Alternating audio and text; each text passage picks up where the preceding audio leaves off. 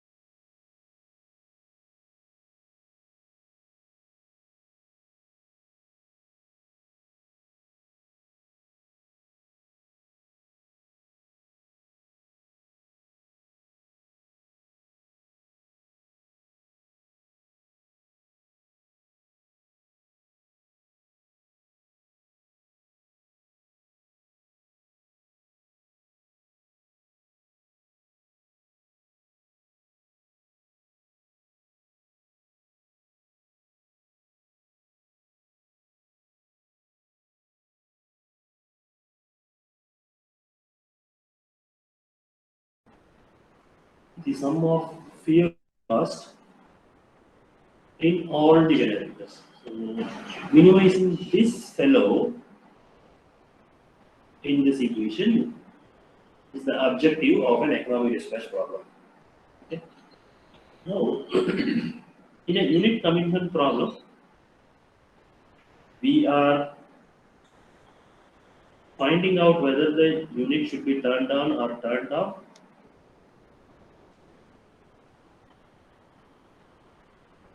And we will finally find out how much the power should be generated by the turned on units, subject to obtaining a minimum fuel cost as well as minimum turn on cost and turn off cost, startup cost and shutdown cost. Okay, shutdown cost is not shown in this particular figure in this equation. Shutdown cost is some generally negligible compared to startup cost, so shutdown cost is not shown. So consider we have the output of the intermittent problem will be something like this. Here we have generator 1, generator 2, generator 3, generator 4, and generator 5. For hour 1, hour 2, hour 3, hour 4, 5. We have this. Whether generator 1 should be on or off. If it is off, let us mention that it's off by using a 0. If I mention it here as 1, that means generator 2 is on. Generator 3 is on, generator 4 is off, 5 is off. Similarly, for each hour, we can obtain what should be the status of each generator. Right?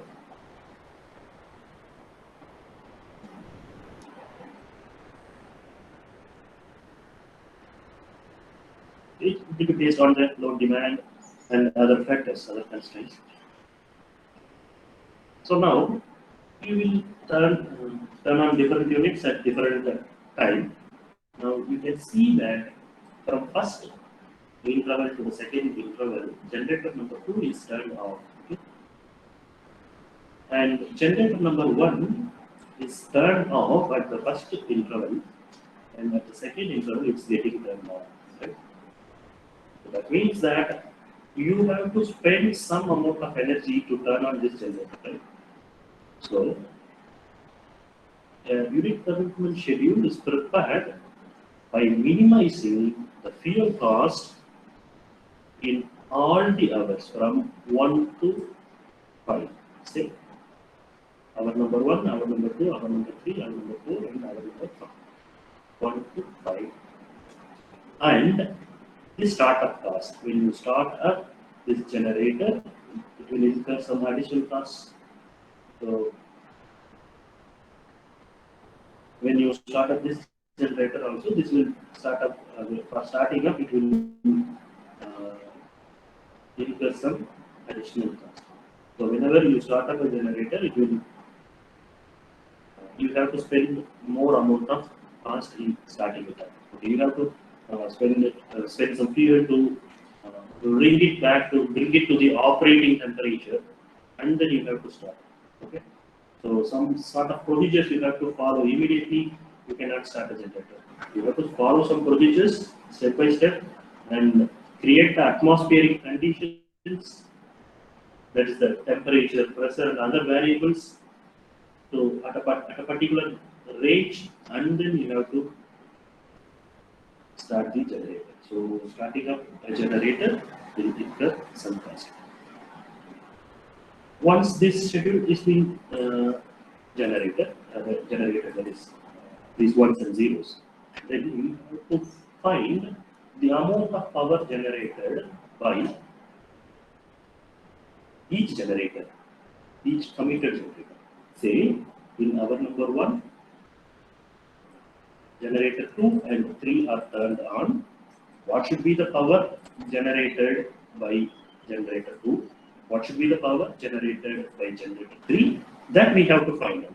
That you will be finding out by solving an economic dispatch problem. Therefore, the economic dispatch problem is a sub-problem of the unit commitment problem. Okay, now we told that we have to obtain the minimal operational cost, which is the sum of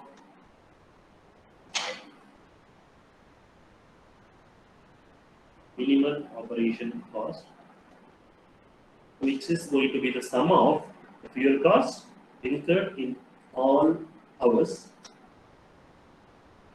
and the startup cost, subject to some constraints such as the power balance constraint, generator operator limit constraint, spinning reserve constraint, minimum uptime constraint, and similarly some constraints are there. All these constraints should be taken care. Now, what are these constraints? What is power balance constraint? Muskan?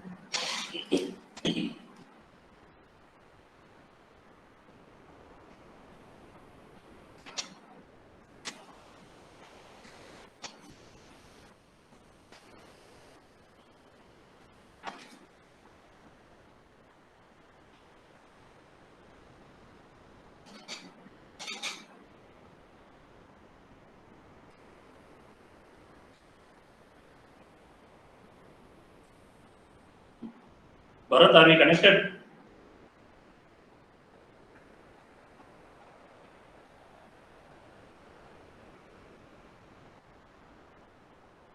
Yes, sir, we can Bharat, hear you, sir.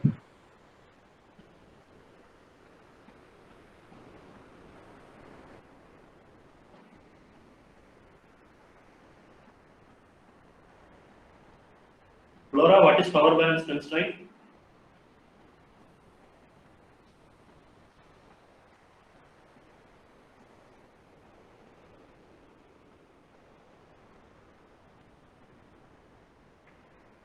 So the output thermal power unit and Hmm.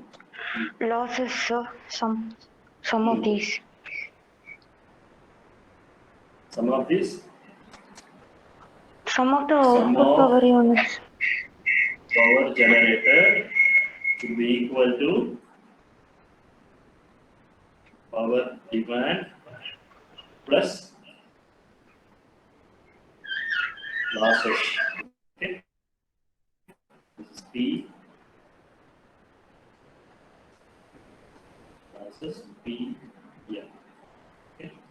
So now there will be n number of time intervals. So we can represent it as Pi comma T, PD, T, and PLT. That means loss at a particular interval.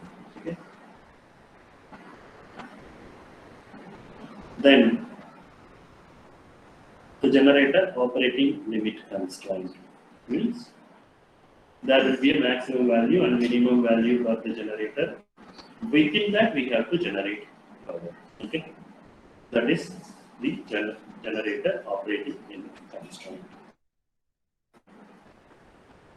And the next one is spinning reserve constraint. Spinning reserve constraint is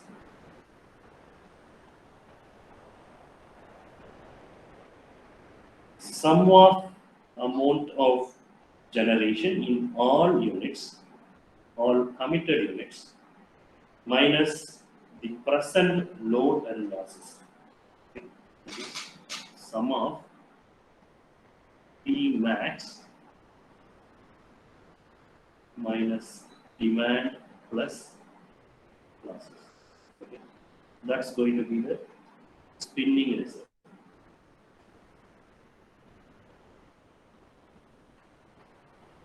This is the sum of maximum power that can be generated in the committed units. Okay. So we have 3 generators.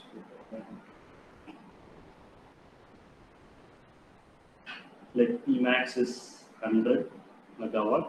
For second unit, it's 200 megawatt, and third unit it is 500 megawatt. And as of now, first generator is generating 60 megawatt and second generator is generating 160 megawatt. That means we have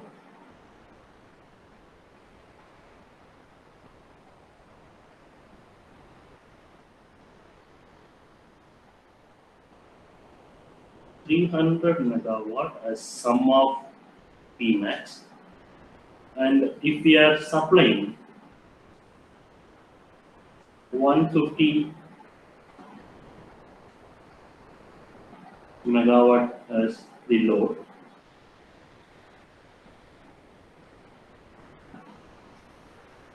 put together this tallies up to 220. Okay, so let us consider 200 is your demand and 20 is for losses. Okay, so we have some excess energy spinning. Okay, so 220 is the need, but immediately you can generate some 80 megawatt if needed. Okay, 80 megawatt reserve is spinning. And that 80 megawatt reserve is spinning. Okay.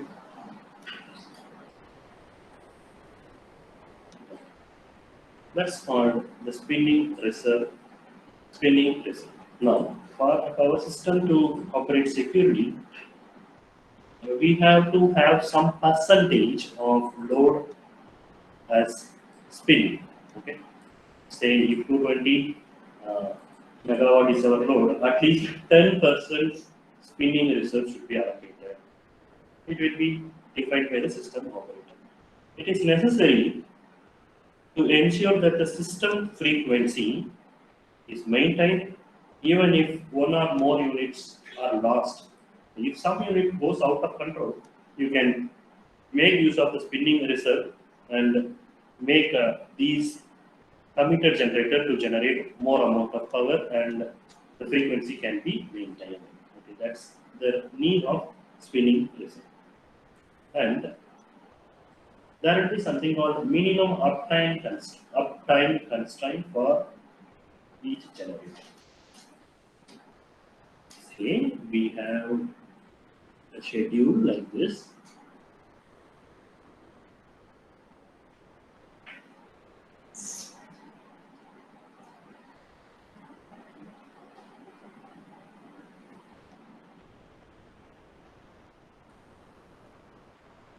Generator 1, generator 2, generator 3, generator 4, hour 1, hour 2, hour 3, hour 4, hour 5. 6 hours. This generator 0, 1.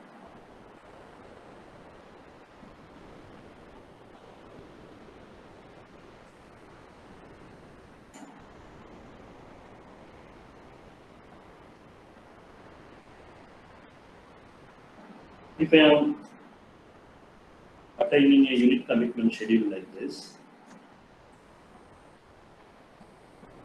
now there will be something called the minimum uptime constraint. That means if a generator is turned on, it should be turned on for at least a particular number of hours.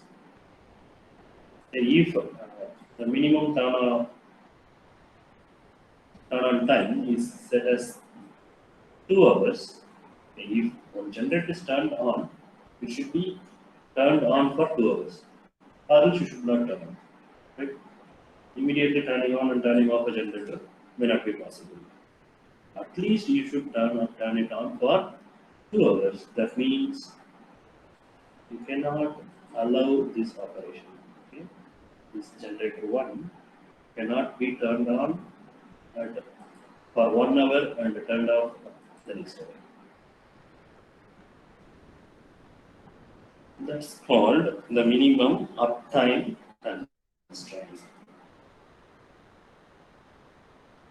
Similarly, the minimum downtime constraint. If minimum downtime is considered as 2 hours, this portion is not feasible.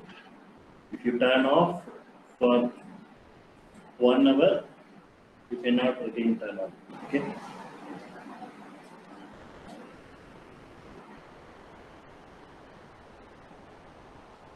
So there is a minimum amount of time that a generator should be turned off,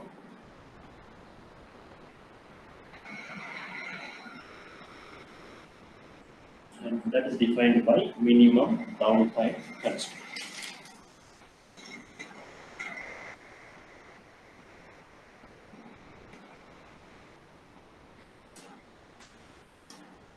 So the minimum uptime constraint is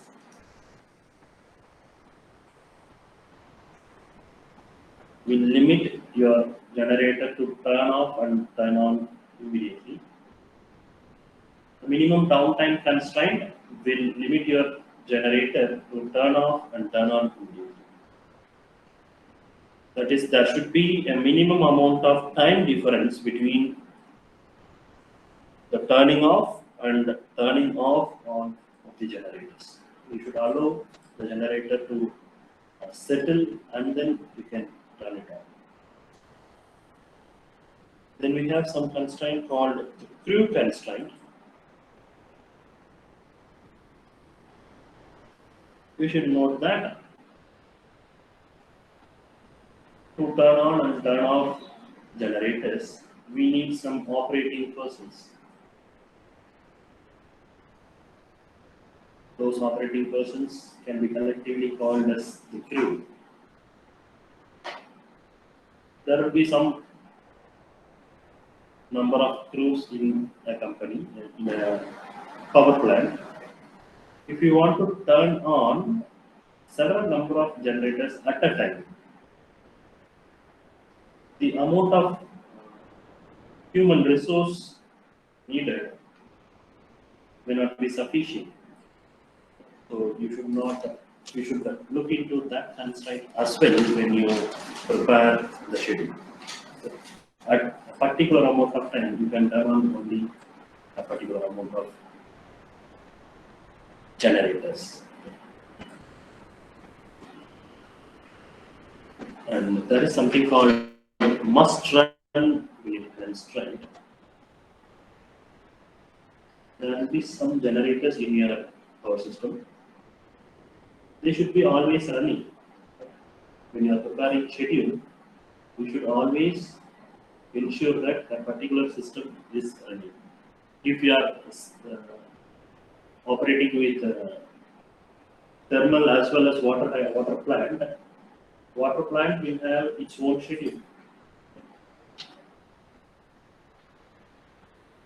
Water turbines may be operated based on the agricultural schedules.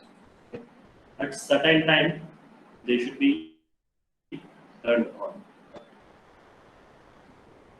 And at certain times, they should be turned off. So there are something called must run units and must out units. At sometimes, some units should be turned off.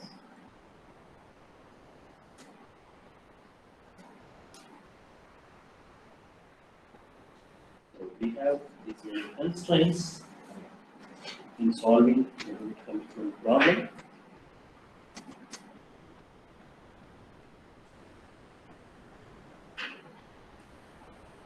So when people develop programs for solving unit commitment problems, we have to take care of all these constraints for understanding purpose. While solving our problem, we won't be taking up all the constraints. We will be having one or two constraints and solve the problems mathematically. I believe that understanding will help you in writing codes for solving unit commitment problem if at all you are employed in a generating dispatch unit.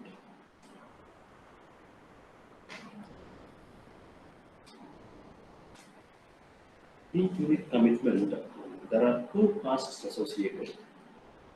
One is the fuel cost, then the startup cost.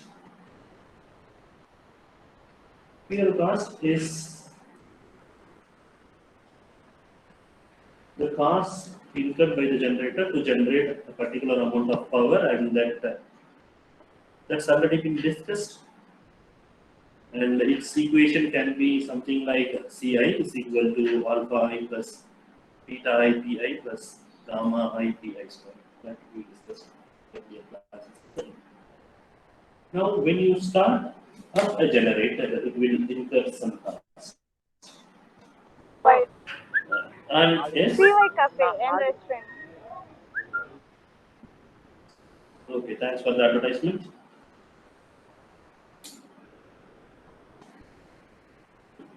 Amol is in the restaurant, I think so. Who is that? Okay.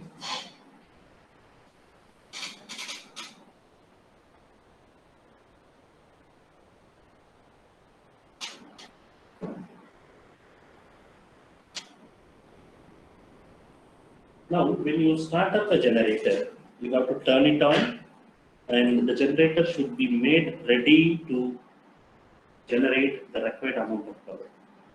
When you shut it down, you can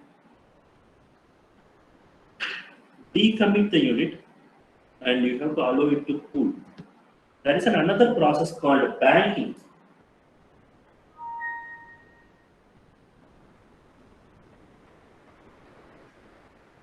Banking means we will be decommitting the unit. That is, the unit is not going to give power to us. It's not going to pump in power to the grid. But you have to maintain the operating condition. The operating temperature and pressure should be maintained. So you should be giving some amount of energy to the generator to bank it. Okay, you will be spending some amount of energy, keep on spending some amount of energy to bank it. And when you start up the unit, if you are starting it from the banking, you will have to spend less amount of energy. If you are starting it after it gets cooled down, then you have to spend more amount of energy. So based on that, how much amount of energy you have to spend, the startup cost here, wait a minute. The startup cost can also be varied. And there will be a small cost associated with shutdown as well, but it will be negligible compared to the fuel cost and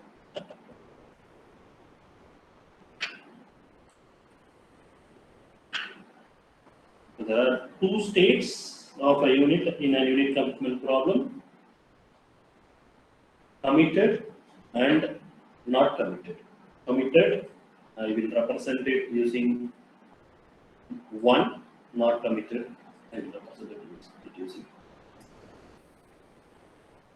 Not committed units may be shut down, they will be decommitted and they will be allowed to cool.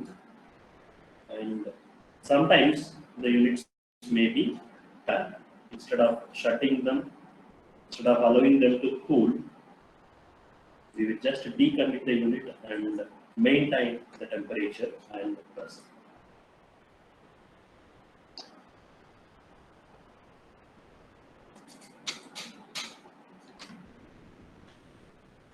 We were discussing that we need some spinning reserve in the system. Right? Spinning reserve is sum of Pi max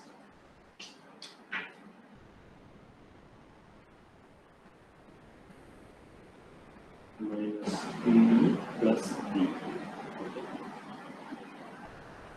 D. Sum of Pi max of the committed unit. The spinning reserve is sum of amount of maximum generation in all units minus the present load and losses. Is the spinning reserve. There will be some reserve as offline reserves, as we say, there will be some numbers, say 10% spinning reserve should be available. 10% of the current load should be available at the spinning reserve. And the next variant is the offline reserve.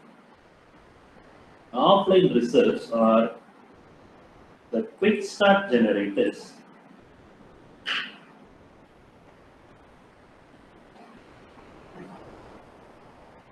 that can be brought online, synchronized, and brought up to full capacity.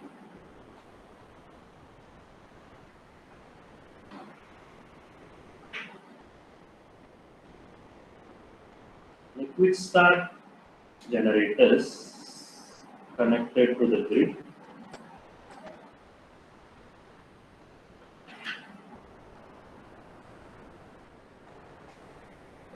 that can be brought online, synchronized, and brought up to its full capacity is called the offline reserve capacity. So, for example, diesel generators, gas turbines, and pumped storage plants can be quickly started, and you can ramp them up and generate the full capacity power. If more number of such generators are there in the system, we can address the immediate needs, unforeseen needs easily. These generators are called as the offline reserves.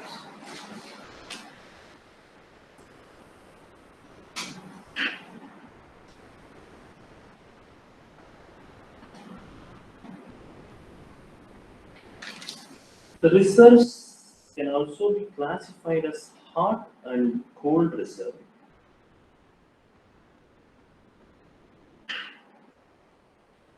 The amount of generation available in the decommitted generation, which are shut down completely, are called as cold reserves. The generation available in the decommitted plants, which are banked, are called as hot reserves. Generations available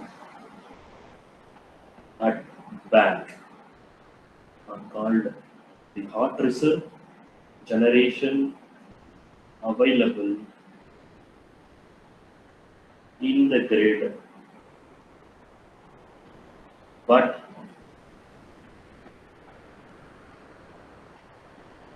they are shut down completely.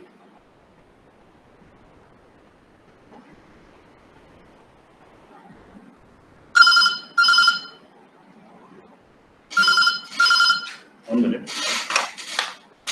Hello, sir. Sir, are you from sir in class? Sir?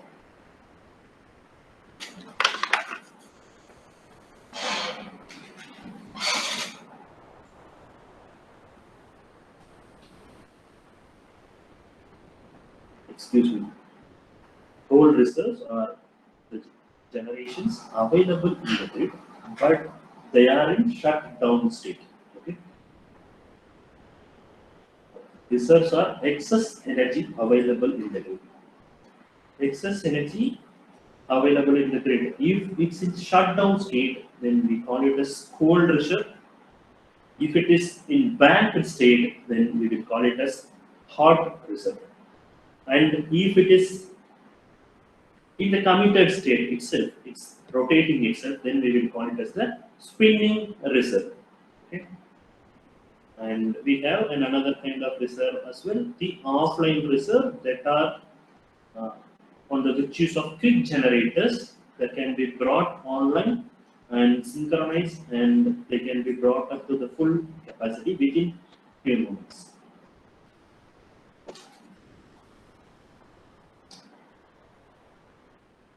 Now, in this class, we had discussed about the unit commitment problem and the constraints associated with it. In the next class, we will be looking into some examples and some methods to solve the unit commitment problem. So I recommend the students who went